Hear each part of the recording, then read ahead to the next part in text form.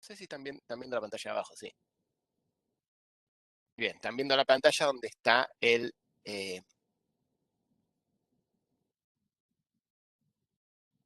el Moodle. Perfecto. Bueno, arrancamos entonces. Vamos a hacer como hicimos la semana pasada. Eh, Vamos a ir grupo por grupo los temas que estuvimos tratando en la última teoría. La última teoría fue asincrónica. eh, y, y atacamos grupo por grupo preguntas. Esta semana les dejé cuatro videos de teoría. En realidad son tres temas. Colecciones en general y el rol que las colecciones tienen en objetos, principalmente para construir relaciones uno a muchos, cuando un objeto tiene que conocer a muchos. Eh, Después hablamos de operaciones en general para que normalmente cuando tengo colecciones hago cosas con las colecciones, eh, las ordeno, las recorro, hablamos de eso, hablamos de, eh, bueno, ahí en el marco de recorrer y ordenar hablamos de dos tipos de objetos que encapsulan dos problemas particulares, ahí el comparador y el iterador. Y después hicimos una súper introducción a las expresiones lambda, que muy específica para lo que las vamos a necesitar, que es el mecanismo con el que en Java yo parametrizo el comportamiento de unos objetos interesantes que se llaman streams, que me permiten filtrar, seleccionar elementos de colecciones, filtrar colecciones, transformar colecciones en otras cosas, reducir colecciones. Bueno, ese fue el esquema de la clase. Entonces, yo lo que voy a hacer es, vamos a arrancar de a un tema. Imagino que en alguno de los temas habrá preguntas. Entonces, primero hablamos de colecciones. ¿Mm? Hablamos de que las colecciones se usan para eh, implementar relaciones uno a muchos. Eh, Estaban estos ejemplos de relaciones uno a muchos, aparecía el caso raro de la relación uno a muchos que en el diagrama de UML se modela con una sola clase, una persona que conoce a muchas personas. Lo otro interesante que dijimos, comparando, eh, metiendo colecciones en el marco eh, de cómo las modelo cuando describo en UML, en diagramas de clases UML, las relaciones uno a muchos, es que la colección es un objeto que está en el medio, está entre eh, el uno y los muchos, pero en el diagrama de clases ese objeto no aparece, ¿no? Bueno, respecto a esto, preguntas, hablamos de protocolos de colección, pero hasta ahí, preguntas.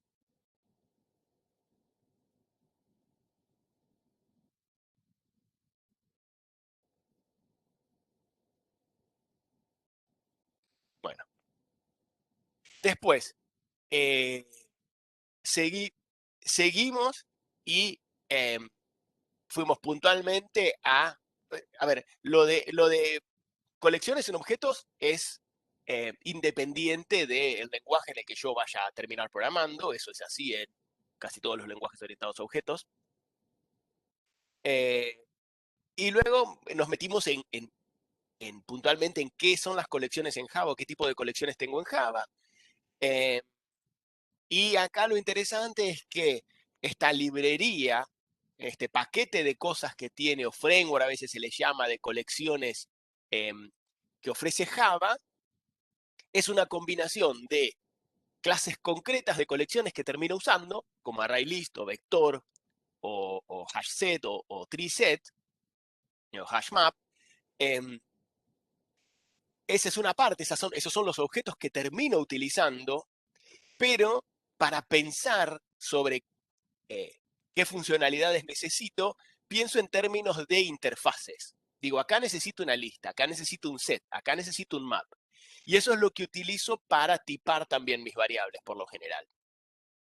Y eso es lo que terminamos percibiendo de esta librería de colecciones. Interfaces y algunas clases concretas que implementan esas interfaces. Y adentro de esa librería de colecciones, tal vez que algún día miremos e inspeccionemos, hay un montón de clases abstractas, porque nos vamos a dar cuenta que entre distintas clases concretas hay mucho en común que seguramente hay que escribir una sola vez, si no sería mucho copy-paste. Eso termina estando en clases abstractas, en esa librería que nunca utilizo yo, salvo, claro, perfecto, Abstract Collection, Abstract List, y nunca termino utilizando estas clases, salvo que quiera implementar mi propio tipo de colección. Y después esta particularidad que tiene Java de que a veces se sale de la cosa objetosa y termina teniendo métodos estáticos que funcionan estilo procedimientos. ¿eh? Y ese es el caso, por ejemplo, de muchos métodos estáticos que están en una clase que se llama arrays en plural, o vamos a encontrar varias más que tienen así nombres en plural, que en realidad son clases que están utilizadas como paquetes de métodos que se pueden usar con más de una clase. Y le llamamos algoritmos útiles a esos, ¿no? Desde la perspectiva de pensar en objetos, si quisiéramos estudiar un poco, si quisiéramos aprender a diseñar en objetos a partir de mirar cómo se hizo en Java, es muy interesante mirar la parte de cómo organizar la librería en términos de interfaces, clases abstractas y clases concretas. Bueno, les conté algunos tipos, les llamé populares, son los que uno termina usando, tanto tipos de interfaces como clases concretas. Y bueno, hasta ahí. Respecto a la librería de colecciones de Java, ¿alguna inquietud, alguna dificultad que han tenido, algo que quieran que les cuente?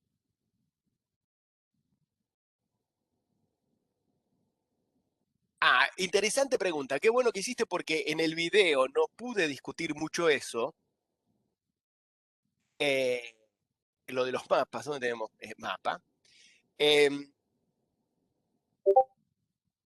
y bueno, el map es un tipo de objeto colección en el que, a ver, es bueno, es fácil de explicar comparándolo con otra cosa. En un array, por ejemplo, en un array list, uno pone objetos en posiciones del array. Entonces, supongamos que tenemos objetos, instancias de la clase persona, pongo una persona en la posición 1, eso es a mi array, le digo punto set 1 y la persona. O le digo add 1 si es un array list, le digo add 1 y si estaba vacío, agregan la posición 1 a esa persona. Entonces, los objetos en un array están indexados con números. Bueno, del 0 en adelante. El mapa permite también mantener una colección de objetos, pero las claves no son números, sino que puede ser cualquier otro objeto. Entonces, yo podría, para acceder rápido, tengo una colección de personas y quiero poder encontrar rápido a las personas por su DNI. Normalmente, para encontrar en una colección una persona que tiene determinado DNI, tengo que recorrer la colección hasta encontrarla. Bueno, para optimizar eso se puede usar un map. Entonces, las claves son los DNIs y los valores que pongo, el contenido, es el objeto persona. Entonces, a un map le podría decir, creo que es el mensaje que le envío es set mi mapa.set el DNI de alguien, put. El mapa, le digo, a mi mapa le digo put el DNI de una persona y el objeto persona. Ese es el caso más simple, y el uso más común que uno le da a los mapas. Hacer acceso rápido a una colección. Tengo una colección de cosas que la puedo recorrer si quiero, que puedo buscar por algún criterio, que la puedo filtrar, pero además puedo rápidamente acceder a un objeto con una clave. Y ahí yo mostré que la clave era un string, pero la clave podría ser cualquier otro objeto. ¿Por qué recibe el objeto persona? A ver si puedo hacer un ejemplo.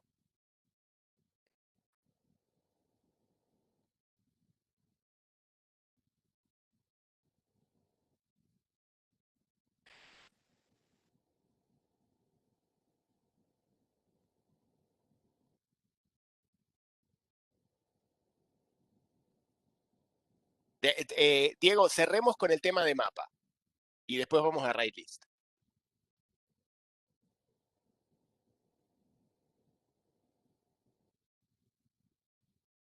A ver si por algún lado tengo algo que me sirva.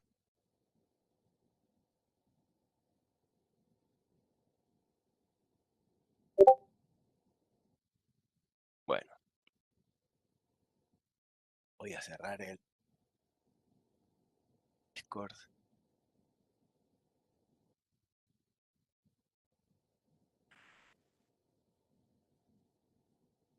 Bueno, acá tengo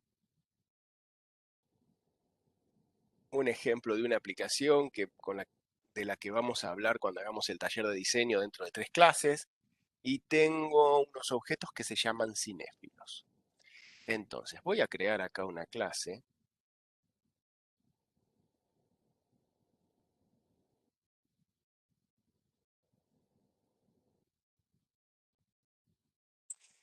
Eh, entonces, un mapa se considera entonces, para, a ver, no me quiero perder. Eh,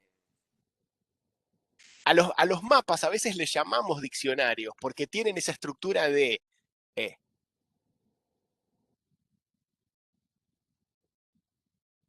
me pierdo con el chat. Eh, bueno, entonces, seguimos con map. Intento cerrar map, después voy a RightList, después voy a set. Entonces, eh, les decía, a veces a los mapas les llamamos diccionarios porque tienen esa estructura de para una palabra, una definición. Un diccionario sería un mapa, por ejemplo, podemos hacer acá uno. Voy a hacer private, incluso podría ser una prueba en un public static void main.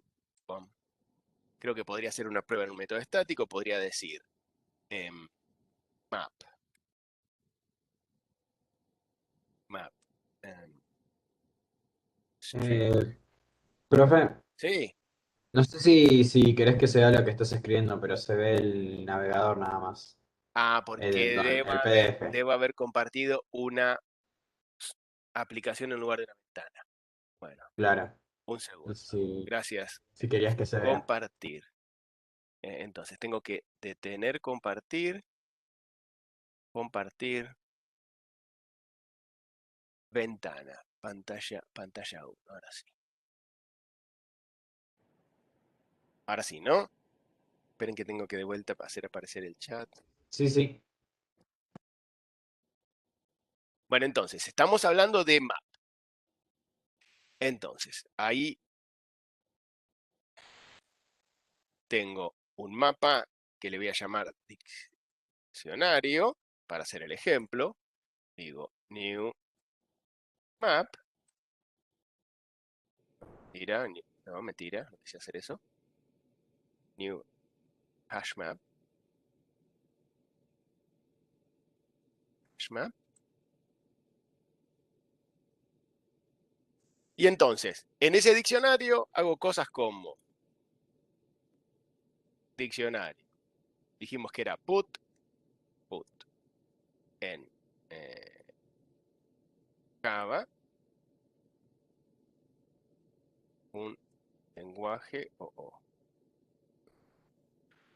Entonces, ese es un hash map en el que agrego elementos,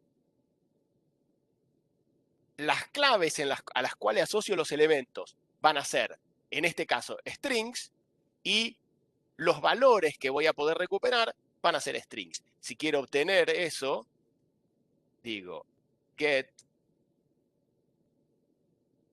Java, y eso me va a devolver un lenguaje OO. ¿Ah? Ese es el ejemplo fácil. Ahora vamos a hacer uno en el que tenemos nombres y tenemos cinéfilos, ¿no? Los cinéfilos son personas a los que les interesa el cine. Entonces, voy a decir que Juan Carlos Batman es un cinéfilo. A ver qué constructor tengo para cinéfilo. Nombre completo y email. Entonces tengo Juan Carlos Batman. Y su nombre es Batman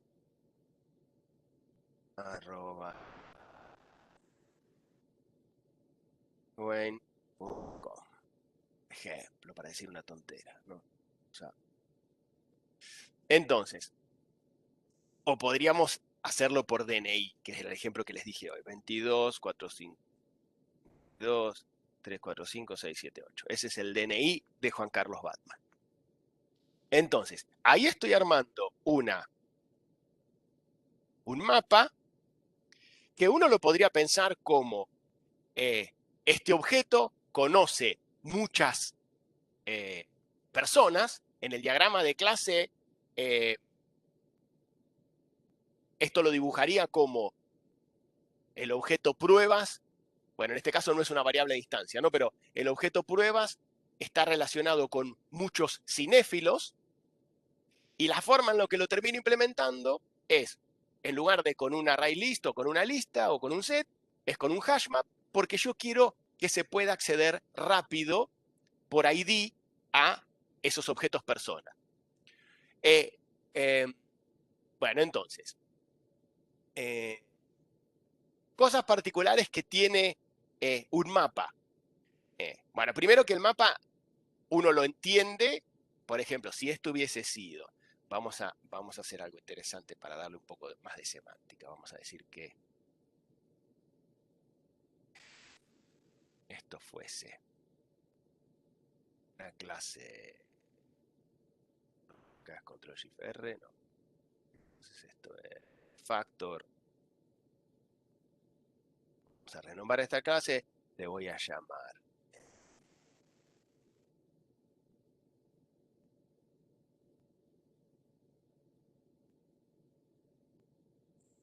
es una sala de cine. La sala de cine tiene como una de sus variables distancia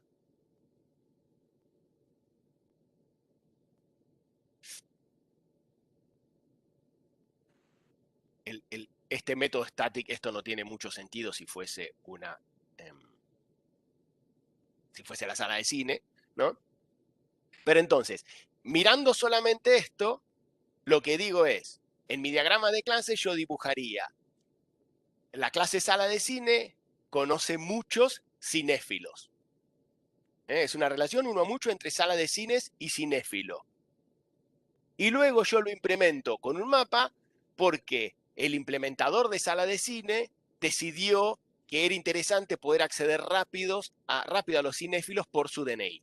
Bueno, ese es uno de los usos de mapa.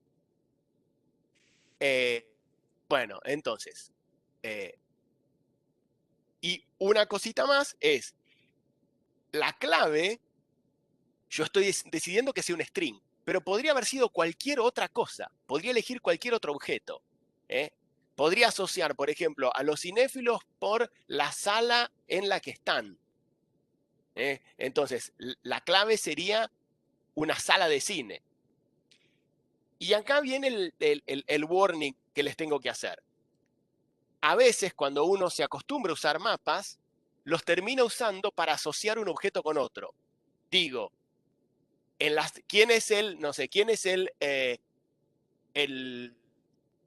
¿cómo es la persona que va con la linternita dentro de la sala de cine? El sentado, el acomodador. Entonces digo, ¿quién es el acomodador de cada sala? Bueno, tengo un diccionario en el que están las salas como clave, los acomodadores como valores. Estoy utilizando un diccionario para relacionar objetos, cuando en realidad esa relación entre la sala y quién es su acomodador debería ser una relación de conocimiento entre los objetos. O la sala tiene una variable de instancia en la que conoce a su acomodador, o la persona sabe en qué salas es acomodador y tiene una colección de salas. Eso es un warning respecto a los mapas. Los mapas no son colecciones que utilice con mucha frecuencia y el uso más rápido, el uso más frecuente que se les da es de acceso rápido, como índices. Bueno, eso con las colecciones, con mapas. El tema mapas, que quien preguntaba era Álvaro. Álvaro, ¿quedó claro mapas?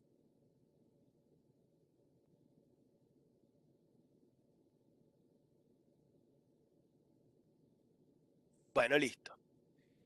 Entonces, vuelvo a, entonces, mapa no teníamos la discusión. Bueno, entonces, con lista, array list, alguno tenía o listas o vector, array list, la interfaz lista, alguno tenía dudas, preguntas. Si no avanzamos con el conjunto, que había alguna pregunta.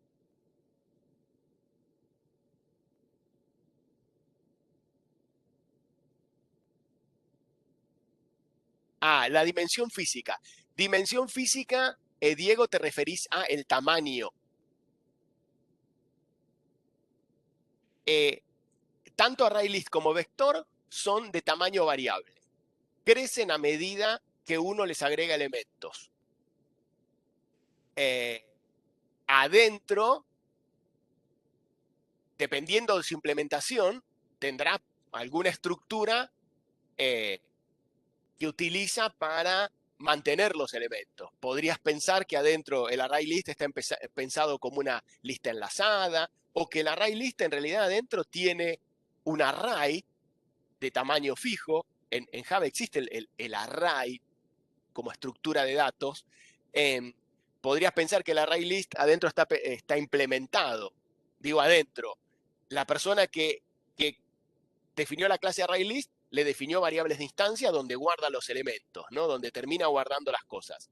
Por ahí adentro tiene un array que arranca con cierto tamaño, pero nosotros no nos damos cuenta. Por ejemplo, nosotros creamos un ArrayList y le pedimos el tamaño de ese ArrayList y tiene tamaño 0. Tal vez adentro el ArrayList tiene un array de 100 lugares, pero él sabe que no tiene nada en ninguno. Cuando le decimos add, él agrega el elemento que le pasamos en el primer lugar de su array y a nosotros nos dice que tiene tamaño 1. Y así hasta que agrega el elemento 100. Cuando le decimos agregar el elemento 101, él se da cuenta que en el lugar que tenía dentro en su array no tiene más espacio, entonces duplica, crea otro array con el doble de tamaño, pasa todos los elementos, pero para nosotros es transparente. El array list y el vector son para nosotros colecciones que tienen tamaño variable.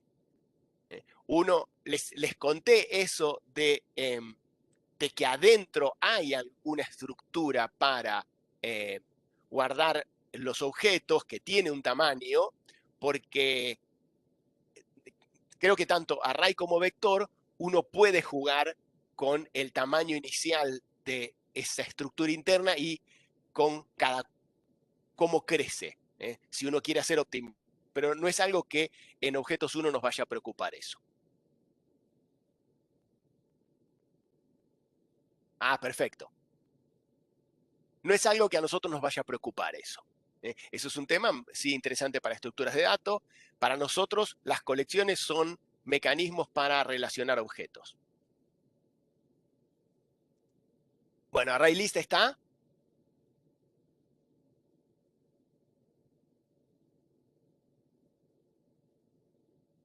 Bueno, pasamos a set.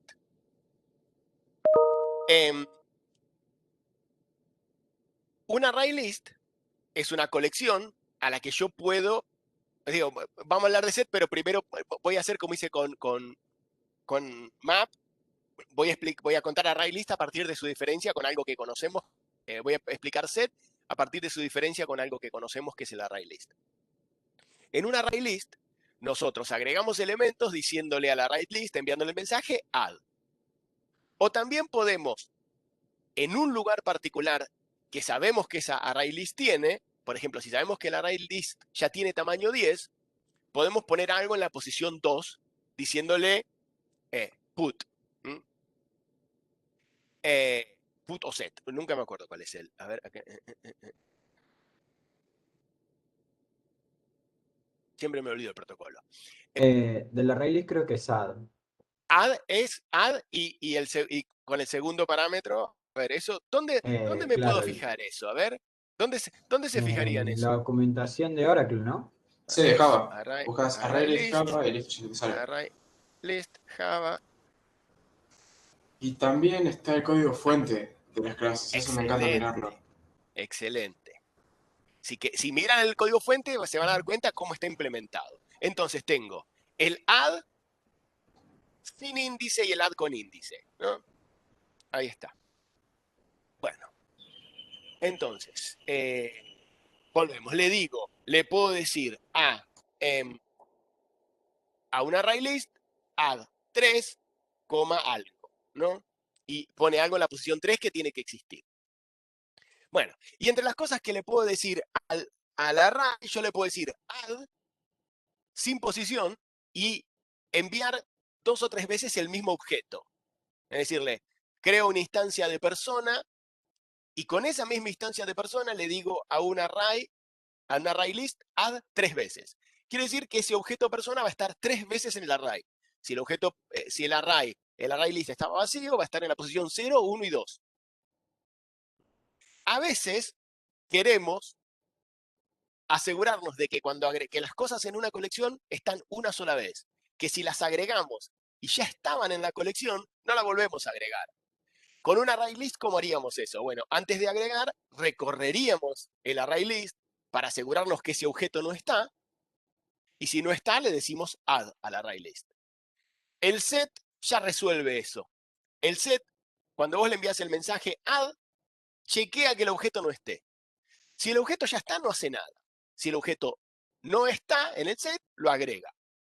Los sets son además de tamaño variable, o sea que uno no se preocupa por el tamaño del set que se vaya a quedar sin tamaño. Ese es uno de los usos principales o de las características principales del set, que es una colección que si vos agregás el mismo elemento varias veces, el objeto queda solo una vez. Entonces no te tenés que andar preocupando por chequear si ya estaba o no. Por ejemplo, eso sería útil si vos haces un sitio web en el que la gente pide turnos para hacer algo. Bueno, si una persona pide turno 2 o 3 veces, vos la agregás. Cada vez que pide turno la volvés a agregar a la colección porque la colección se las ingenia para darle un solo turno.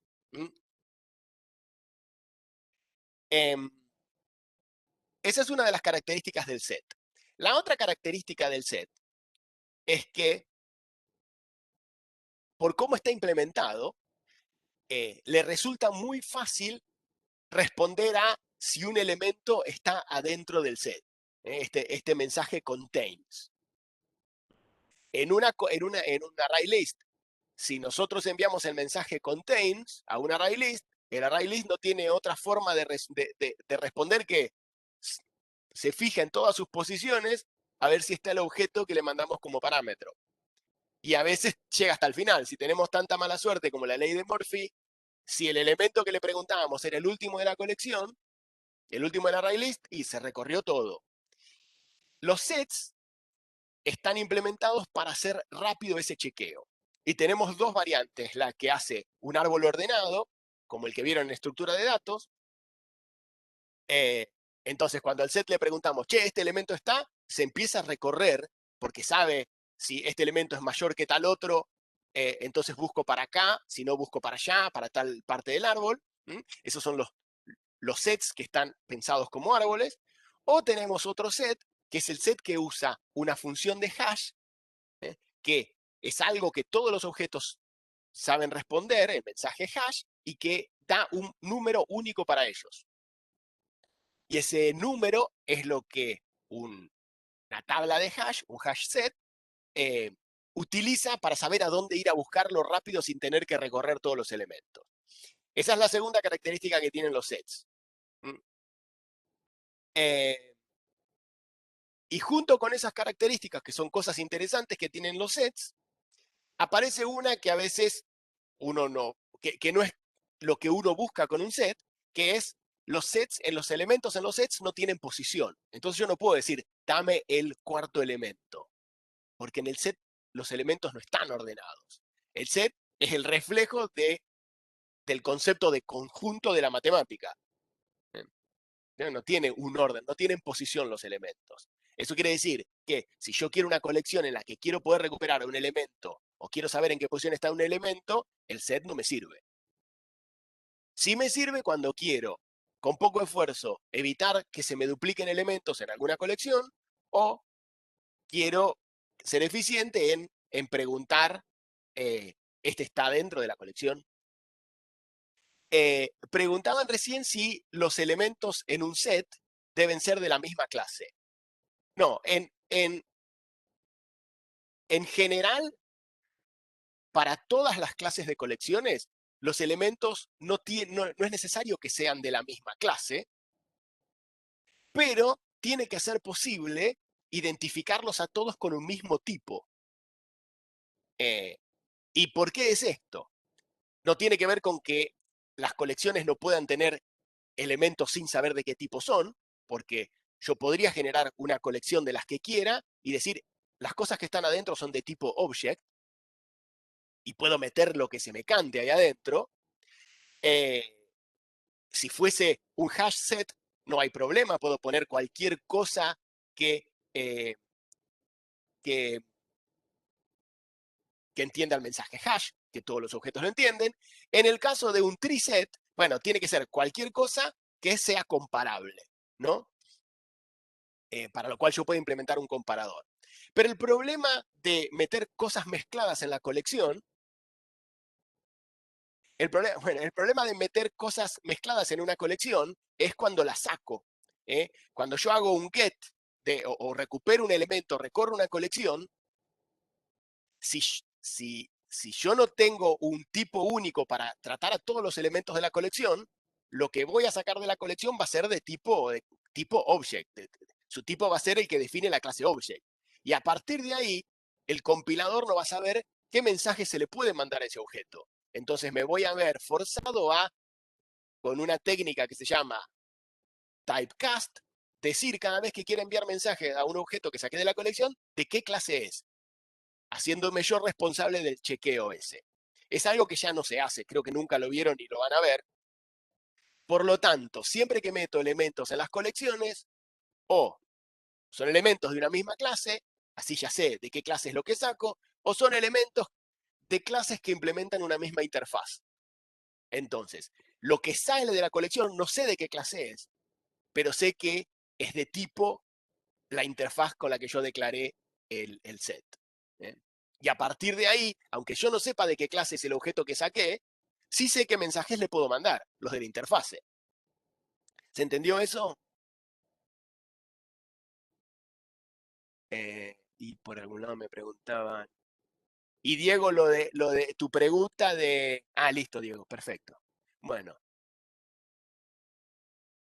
¿Por qué se implementa una interfaz que tiene los mismos métodos que el objeto TreeSet?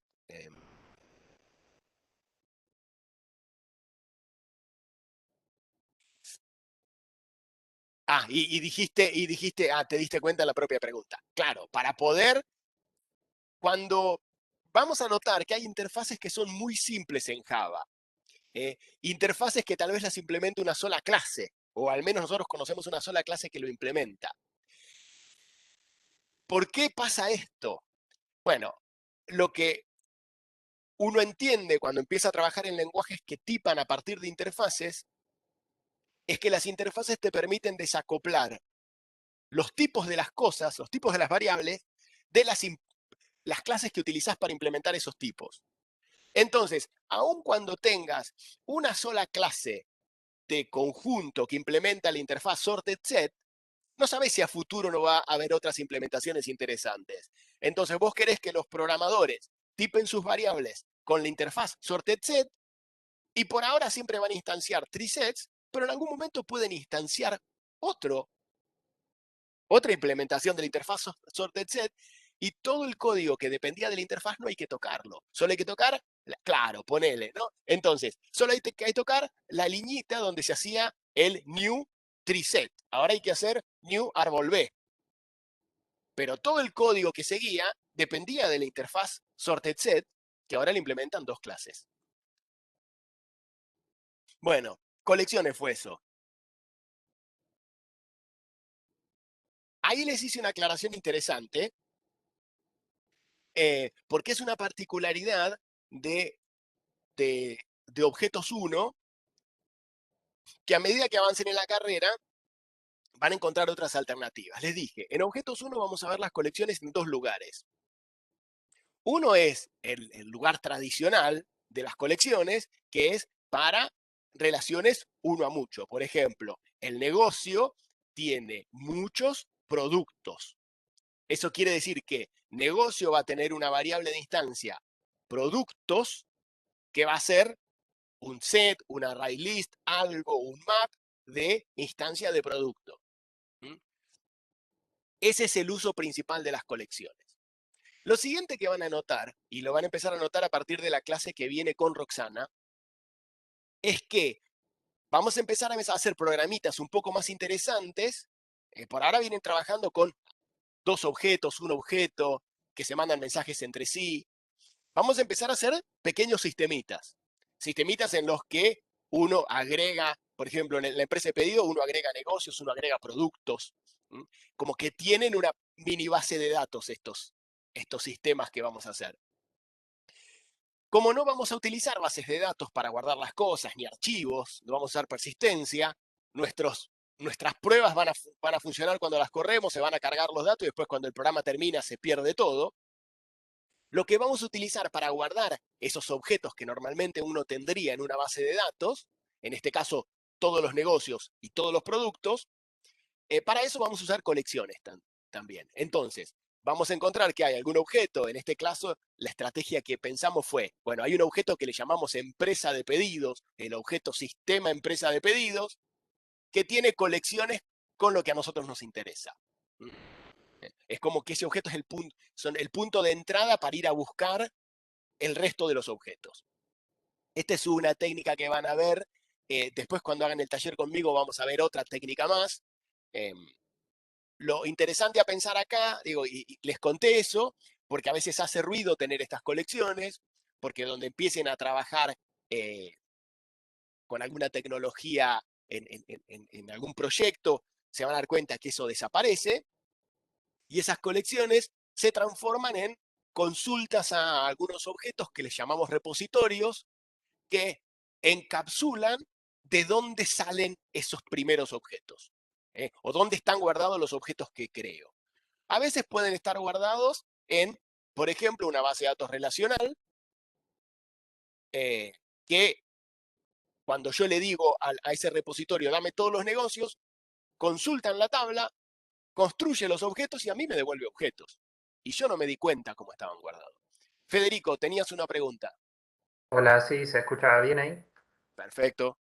Mi duda era con respecto a, en estos diagramas UML, cuando se pone una relación, perdón, una flechita de estas, por Sí. ejemplo, la primera que dice más negocios. Eh, Todavía no me queda claro si ese más se refiere a que la colección es pública o es una variable interna de empresa que va a ser pública, o el más no tiene nada que ver por ahora con esto de Ese público. más, entonces, ese más es público. Ese más dice que productos, todas esas variables.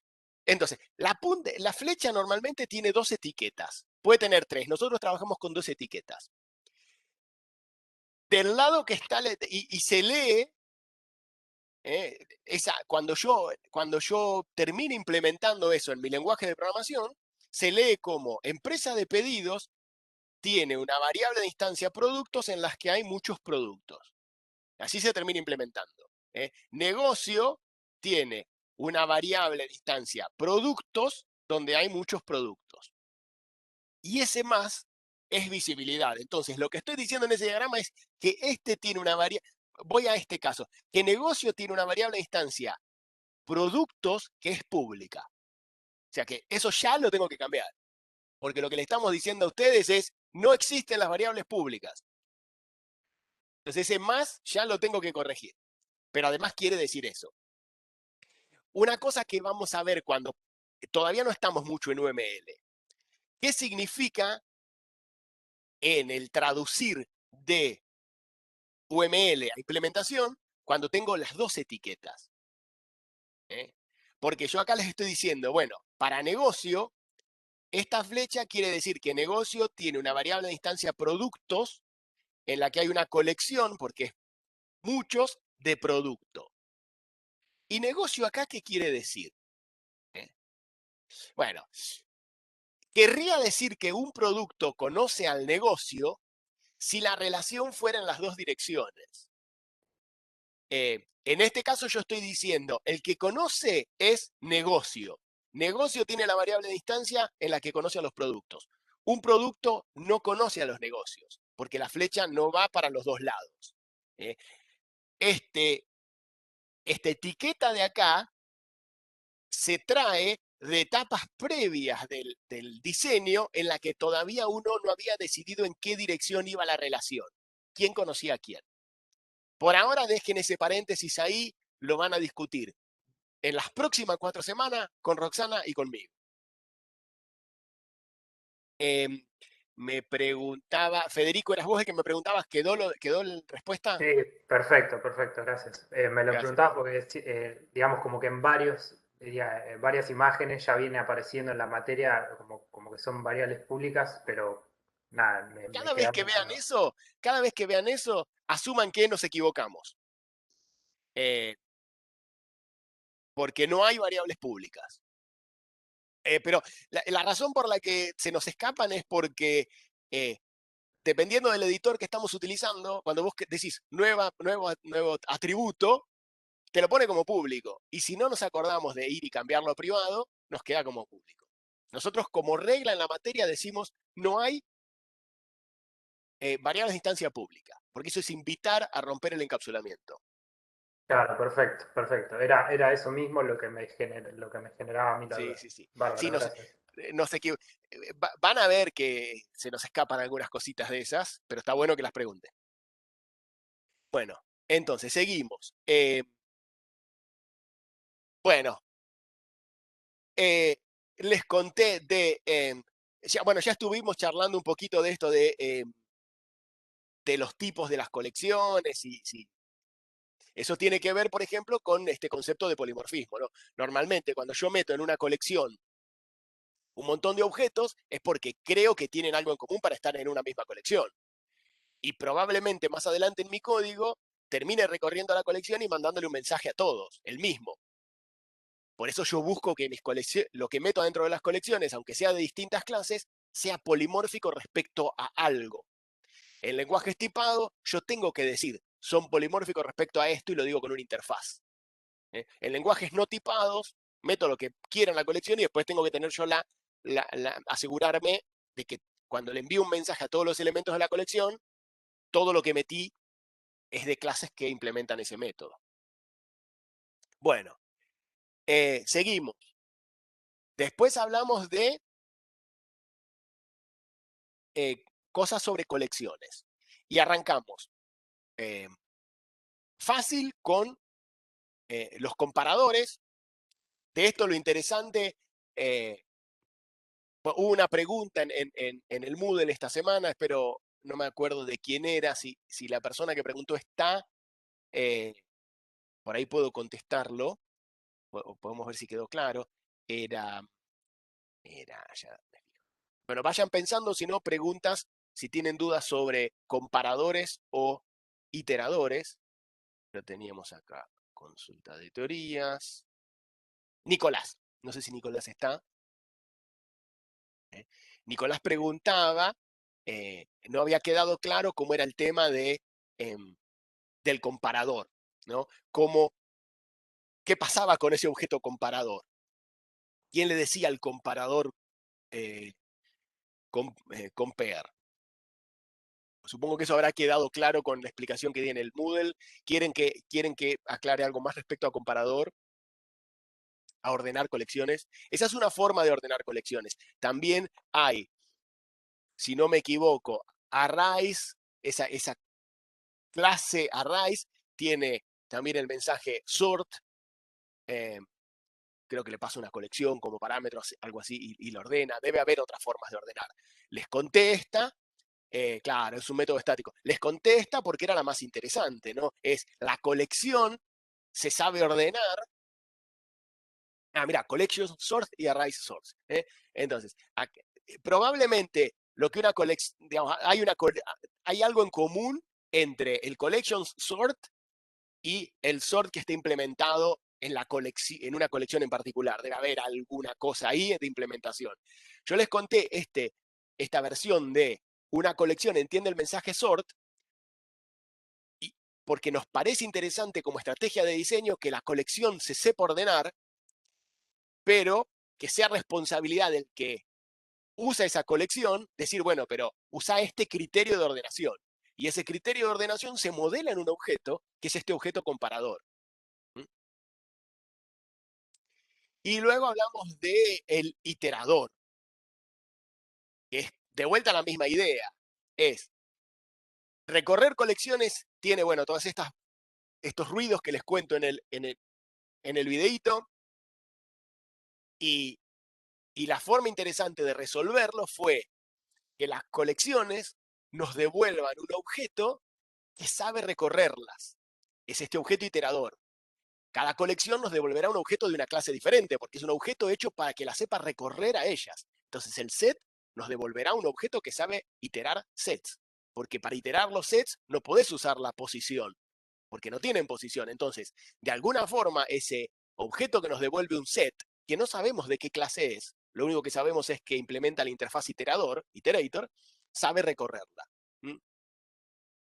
Seguramente hay una clase que se llama setIterator o treeSetIterator, o capaz que hay varias. Hay uno que recorre, por ejemplo, en un treeset, que es un set implementado como un árbol. Seguramente ustedes vieron en estructuras de datos in-order, pre-order, in-order, post-order. Distintas formas de recorrer un árbol. Bueno, probablemente pueden existir distintas implementaciones del iterador para set. Yo no sé cuál de todas me devuelve el set cuando le digo iterator. De vuelta, ahí está la estrategia interesante de diseño de ¿qué tiene que saber la colección? La colección tiene que saber devolverme un iterador. El iterador después es el que uso para recorrerla. Entonces, mucho de lo que vamos a hacer para recorrer colecciones lo vamos a escribir así, con la versión resumida de iterador, que se termina transformando adentro, cuando se compila, se termina transformando a la colección le pido el iterador, al iterador en cada momento le voy preguntando si tiene siguiente, y en cada iteración obtengo un siguiente elemento de la colección. Recorrer colecciones. Entonces, mucho de lo que sea recorrer colecciones lo van a escribir así, cortito así. Y lo que van a saber que están escribiendo es, a la colección le piden el iterador y al iterador le preguntan si tiene elementos o no y le piden un elemento. Si quieren pueden hacer también algún caso escribiéndolo con el iterador explícito para acordarse. No porque esa es la forma en la que uno lo tiene que escribir, sino porque eso es una estrategia de diseño interesante. Les hice esta salvedad importante. Esto se entendió el tema de si alguien te da una colección, nunca se la modificás, porque el otro no se entera que le modificaste la colección. Esto es clave. Esto es una de las formas que llamamos romper el encapsulamiento de forma sutil. Ah, bien, bien.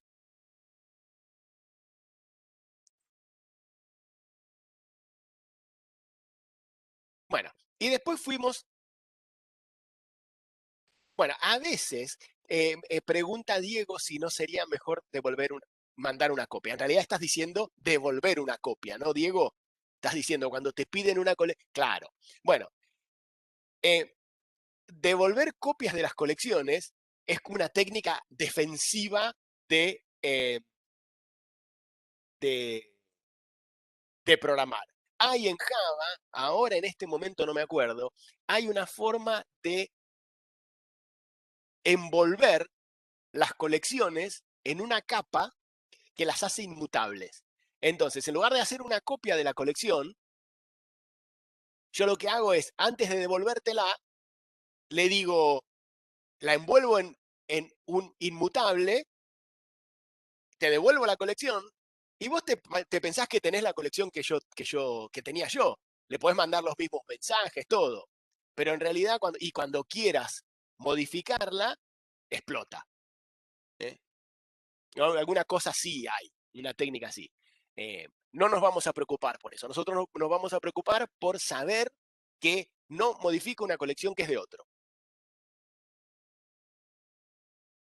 Por lo general, por regla general, si yo al objeto lo obtuve, si era un objeto que era de otro, intento no modificarlo sin... Cuanto más lejos está el objeto, menos mío es. Cuanto más preguntas tuve que hacer para conseguir el objeto, más peligroso es si le envío mensajes que lo modifican. Pero el caso particular es el de las colecciones. Ahí no hay mucha vuelta. Bueno, y después aparecen los streams. Y los streams son interesantes, primero porque nos hacen escribir código bastante elegante, y porque son una estrategia interesante de diseño. Tienen su complejidad para entenderlos. Digo, son una estrategia interesante de diseño porque se van a dar cuenta que no importa de qué, estos streams, no importa de qué clase es la colección, el código que yo escribo, que la trata como un flujo, como un río, es el mismo. Yo puedo cambiar el tipo de colección y todo el código que escribí, que la utilizaba a partir de un stream, sigue siendo el mismo. Bueno, para hablar de streams, les conté un poquito de expresiones lambda. Y les conté la versión más simplificada de las expresiones lambda. Hay mucho más para estudiar, pero creo que con esto nos alcanza. Lo que nosotros queremos hacer es usarlo para escribir, utilizar streams.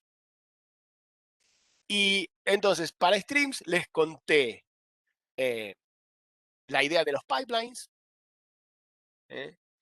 que puedo partir, nosotros vamos a partir casi siempre de colecciones, pero podría haber sido cualquier cosa lo que yo le pido al stream. Y después, en el medio, al stream le puedo decir filter, map, que lo que terminan haciendo es transformando ese stream al pasar por esa operación de filter o de map, tengo otro string con el que puedo seguir haciendo cosas, y sobre el final está esta operación terminal que puede ser, en nuestro caso va a ser un collect. Hay otra que se llama reduce, pero nosotros vamos a usar collect. Con respecto a esto, ¿preguntas? Conceptualmente bueno, el stream te asegura que no modificás el original. Acá hay que tener un cuidado. Vos no vas a modificar la colección original, pero sí, a lo largo de los pasos de procesamiento del stream, vos le envías mensajes a los objetos que te vienen pasando y los modificás, eso sí se modifica. Supongamos que tenemos una colección de facturas, de cuentas de la luz, ¿no? Y tienen adentro, pueden saber si están pagas o impagas. Entonces, yo hago un stream y si en el medio a alguna de las facturas que pasa le digo, estás paga, no modifiqué la colección original. La colección sigue teniendo las mismas facturas, pero hay una de las facturas que antes no estaba paga y ahora sí. ¿Se entiende eso? No modificas la colección, pero podría llegar a modificar las cosas que van pasando por el pipeline, así que hay que tener cuidado. No hay que imaginarse que todo lo que pasa por el pipeline es inmutable. Claro, si haces un setter sobre alguno de los objetos que vienen pasando, lo modificaste. Aclaré, a ver, tal vez era obvio, pero no sé cuánto estuvieron cuánto fijaron durante primer año la idea de que hay pasaje por valor y pasaje por referencia. Bueno, en en objetos no existe pasaje por valor. Es todo pasaje por referencia. Te viene un puntero al objeto. No sé si el término puntero lo usaron en primer año. Bueno, Sí, entonces, sí. te vienen punteros a los objetos. Así que tenés que tener cuidado cuando le envías mensajes a esas cosas porque modificaste lo original. Claro, claro. Bueno, entonces, el tema de pipelines es una vez que, de pipeline, de streams, una vez que entendieron el concepto, es mucho de buscar ejemplos y mirar documentación. ¿eh? Yo cada vez que tengo que escribir algún nuevo pipeline, tengo que andar mirando, ¿cuál es el método más interesante para hacer esto? Lo que siempre busco yo es, si me doy cuenta que lo que quiero hacer es algo que no es una ocurrencia sola mía, sino que seguramente hay otra gente que está queriendo hacer lo mismo, no sé, por ejemplo, quiere encontrar el máximo de algo, y yo lo hago a lo bestia, no sé, con un for. Digo, esto es tan común que seguramente hay un mensaje que los streams entienden para hacer esto. Intento encontrar ese mensaje, porque algo que evitamos todo el tiempo, no solo en objetos, sino cuando estamos programando ahora, es, si alguien ya implementó una forma interesante de hacer esto, uso esa, no lo escribo yo de vuelta de cero. Nosotros van a ver que nosotros en Objetos 1 a veces les marcamos, che, estás reinventando la rueda. Pues están haciendo todo con un for, cuando en realidad hay eso se puede escribir en una línea con streams, que queda súper claro, que no hay riesgo de meter errores en el medio. Entonces, para no reinventar la rueda, y cada vez que tienen que escribir algo, y la intuición les dice, che, esto debe haber una forma más elegante de escribirlo, miren la documentación. No está tan buena la documentación de Java, de streams, y miren, hay un montón de sitios en los que hay ejemplos interesantes de cómo se usa esto.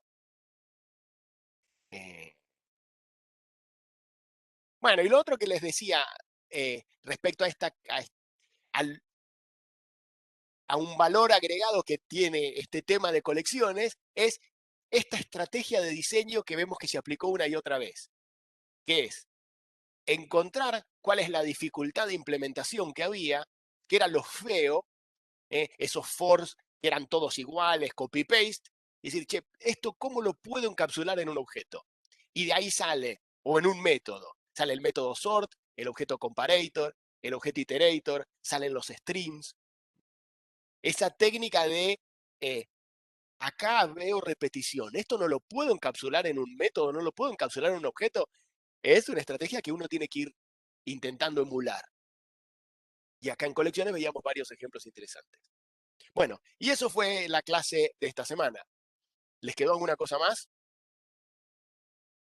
Profe, yo tengo una pregunta con respecto a los streams.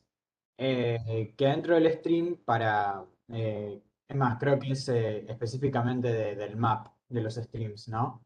Sí, Eh, Cuando haces el map, vos le pasás la función que querés, ¿no? Que querés que haga sobre cada elemento. sí. Eh, Acá tenemos y claro, ahí están como funciones lambda, pero también le podés pasar, creo que le podés pasar el método de manera estática, ¿no? Bueno, Con el nombre claro, de clase dos puntos dos claro, puntos. claro. Claro. Lo que ustedes van a ver, sobre todo, van a ver que distintos profes y ayudantes tenemos distintos estilos. Yo esquivo todo lo que es específico del lenguaje. Si yo pudiera, cuando yo tengo que escribir esta línea, por ejemplo, deuda morosa más igual CLI deuda, yo esto lo hubiese escrito como deuda morosa igual deuda morosa más CLI deuda. Yo hubiese sido bien explícito respecto a lo que quiero que pase. Bueno, me estoy acostumbrando a escribir más igual para hacer eso. Aunque más de una vez me equivocaba y escribía igual más, que tiene un efecto totalmente distinto. Bueno, Lo mismo van a notar que yo hago con este tipo de cosas. Justo en este caso no se puede reemplazar por por implementar un método. Pero van a ver que hay maps. Por ejemplo, si yo en lugar de tener, fíjense que acá viene un cliente y yo me envío a mí mismo el mensaje facturar con el cliente como parámetro. No es un mensaje al cliente lo que estoy enviando, es un mensaje a mí mismo con el cliente como parámetro. Ahora, supongamos que eso hubiese sido cliente facturar y el cliente te da su factura, entonces lo podría haber reemplazado como el método facturar de la clase cliente. Y lo podía haber escrito así con el 2 puntos. Yo lo que noté es, las veces que me encontré con ese código cuando me tuve que poner a trabajar con streams, o tuve que salir a buscar qué quería decir esto, cómo hacía. Era un montón de cosas más que tenía que aprender para entender esa sintaxis óptima. Entonces decidí que lo escribo explícito. ¿Se entiende por qué lo puse así, Juan? Claro, Entonces, sí, sí. y no deben ser las dos únicas opciones, ¿eh? No deben ser las dos únicas opciones, porque ahí adentro está pasando mucho más esa expresión. Con esa expresión Landan pasan más cosas después. Seguramente hay distintas formas de escribir lo mismo. Yo elijo la que implica saber la menor cantidad de cosas. Yo elijo siempre escribirlo la que implica tener que entender la menor cantidad de cosas. Más que nada en este contexto. Sí, sí. Sí, además, tipo, como no funciona en Claro. todos los casos, quizás es mejor simplemente De hacer todo hecho, con el Lambda. otro día discutíamos con alguno de los ayos que en alguna de las recomendaciones de Oracle dice algo al respecto, desanima el uso de este formato. Por ejemplo, yo algo que no sé es, vos escribís, no están viendo, pero yo estoy mirando acá esto que puso Matías, ¿no? Este cachito. Eso podría ser eso podría reemplazar alguna expresión lambda en un map, por ejemplo. O en un filter si es un método que revuelve verdadero o falso. Lo que yo no sé es, ¿qué pasa si clase tiene que ser clase o puede ser una interfase? Si tengo objetos de distintas clases, ahí que tengo que poner la interfaz, una clase abstracta. Entonces, tan pronto me empecé a hacer todas esas preguntas cuando vi eso, dije, no, lo hago. Hago la versión que no necesita responder todas esas preguntas. Claro. Pero son preguntas interesantes que si uno se va a poner a trabajar en producción con Java, más vale que sepa las respuestas a todas esas preguntas. ¿eh? Porque en algún momento te vas a encontrar código que hace eso y tenés que saber qué implica. ¿Qué estoy haciendo? Sí. Es un tema más de Java que de objetos, por eso yo lo desestimo. Claro, sí, quería saber eso, si era algo del lenguaje. Eh, pero bueno, gracias. A vos, Juan, por la pregunta. Bueno, ¿estamos? ¿Quieren preguntar alguna cosa más?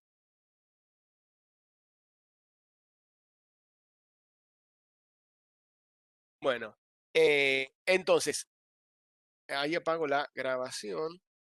Así no se demora mucho.